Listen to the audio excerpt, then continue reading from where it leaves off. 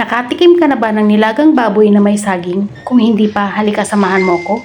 Ituturo ko sa inyo at magluluto tayo. Napakasarap nito para sa malamig-lamig na panahon. Tara, dito naglagay lang ko ng 1 to 2 tablespoon na oil at naggigisa lang tayo ng ating garlic. Yung garlic ko ay dinikdik ko lang yan. Mga 5 cloves na garlic. At mag-a-add na tayo ng onion. Slice lang yan. Red onion yung gamit ko. Lulutuin lang natin ito hanggang sa mag-translucent yung ating onion. Nagseason lang ako ng black pepper at ng salt para by layer may lasa na yung ating niluluto. At mag-a-add na ako ng ating pork belly. So igigisa lang natin yan para magkalasa na yung ating pork belly. So isasangkot siya ko lang ng maayos yan hanggang sa mag-well combine lahat ng mga ingredients.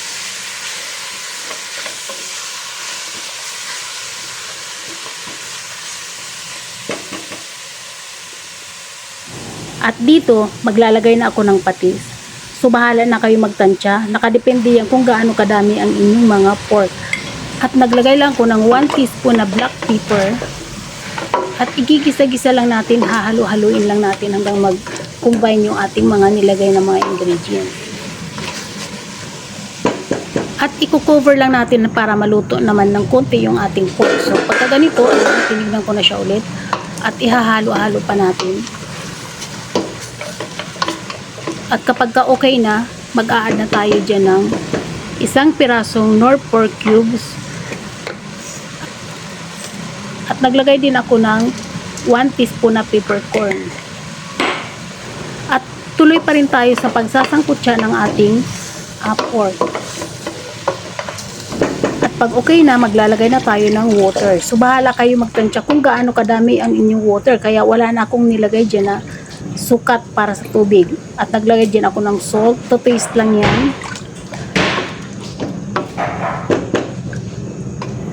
At lulutuin natin yung ating nilaga hanggang sa lumambot yung ating pork at magbabalik tayo. So i-check na natin kung okay na at okay na nga siya. At mag-a-add na tayo ng patatas kapag malambot na yung ating pork. At pakukuluin natin ulit kaya kailangan natin i-cover. At pag malambot na yung ating patatas, maglalagay na tayo ng ating banana saba. So, slice lang siya by serving piece. So, ayan nilalagay ko na. Yung banana saba ko ay hindi yan masyadong hinog. Yung parang maniba lang siya. Kaya lumalabas lang yung medyo manamis-namis niyang lasa. At i-cover natin ulit. At pag okay na, nag-add ako dyan ng green beans. Mga ilang minuto lang yan. At ininix na natin yung ating repolyo. So, kung gusto niyo maglagay ng pichay, pwede din naman. Pero hindi na ako naglagay ng pichay dyan. Repolyo na yung nilagay ko kasi mas manamis-namis din yung repolyo. Ilulubog lang natin maigi yung ating mga gulay at pakukuluin natin. Once na nagkulo na yan, titimplahan natin at okay na yan. Kung nanonood ka pa rin sa video ko na to, I'm sure nag-i-enjoy ka.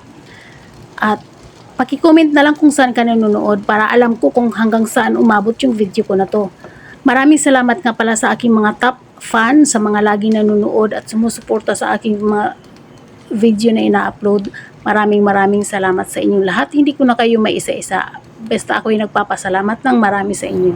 At dito magtatap na tayo ng ating dahon ng sibuyas. Nagbibigay kasi ito ng medyo kakaibang flavor para sa ating pork nilaga na may saging. So ayan nga, okay na itong ating pork nilaga with saging na saba.